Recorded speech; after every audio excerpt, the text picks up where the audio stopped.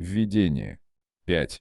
Позднее обнаружили, что корзинка и дощечка в действительности составляют лишь продление руки, надставку к ней, и медиум, непосредственно взяв в руку карандаш, начал писать, движимый каким-то невольным и почти лихорадочным побуждением. Благодаря этому способу сообщения стали более быстрыми, более легкими и полными. Сегодня способ этот самый распространенный, тем более что число лиц, одаренных этой способностью, очень значительно и ежедневно умножается. Опыт позволил узнать много других разновидностей медиумической способности, и стало известно, что сообщения равно могли иметь место посредством слова, слуха, зрения, прикосновения и так далее, и даже прямого письма духов, то есть без содействия руки медиума или карандаша. Когда факт был установлен, то оставалось определить такой важный пункт, как роль медиума в ответах и доля, которую он механически и морально мог в них принять. Два главных обстоятельства, кои не смогли ускользнуть от внимательного наблюдателя, могут решить вопрос. Первое – это манера, которую корзинка движется под влиянием медиума, через одно наложение пальцев на край бумаги. Анализ показывает невозможность какого-либо управления. Эта невозможность делается особенно очевидной, когда 2 или 3 человека одновременно сидят у одной и той же корзинки. Между ними нужна была поистине феноменальная согласованность движений и, помимо того, согласованность мыслей, чтобы они могли договориться об ответе, кое и следует дать на поставленный вопрос. Другой факт, не менее странный, еще добавляет трудностей скептикам.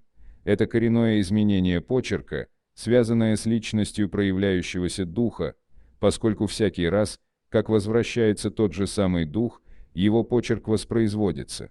Стало быть, нужно было бы, чтобы медиум приноровился изменять свой собственный почерк 20 различными образами, и в особенности, чтобы он смог вспомнить тот, который принадлежит тому или иному духу. Второе обстоятельство вытекает из самого характера ответов, которые, в особенности когда речь идет о вопросах абстрактных или научных, находятся заметно за пределами познаний, а иногда и умственных возможностей медиума. Впрочем, он чаще всего совершенно не осознает того, что пишет под влиянием духа. Очень часто он даже не слышит или не понимает заданного вопроса, поскольку вопрос может быть и не произнесен вслух, но задан в уме, или может оказаться на языке медиуму неизвестным, а ответ часто бывает получен на этом же языке. Случается, наконец, и то, что корзинка пишет самопроизвольно, без предварительного вопроса, на какую-либо совершенно неожиданную тему. Ответы эти в некоторых случаях носят на себе такой отпечаток мудрости, глубины и уместности, открывают мысли столь возвышенные и глубокие, что могут исходить лишь из высшего ума, отмеченного самой чистой нравственностью. В других же случаях ответы эти, напротив, настолько легкомысленны, настолько пусты и даже пошлы, что рассудок отказывается верить, что те и другие могли происходить из одного источника. Это различие языка и стиля речи может объясниться лишь различием проявляющихся умов. А сами умы эти, в человечестве ли они или вне его? Таков пункт, который должно выяснить, и полное объяснение коего можно найти в данном труде таким, каким его дали сами духи.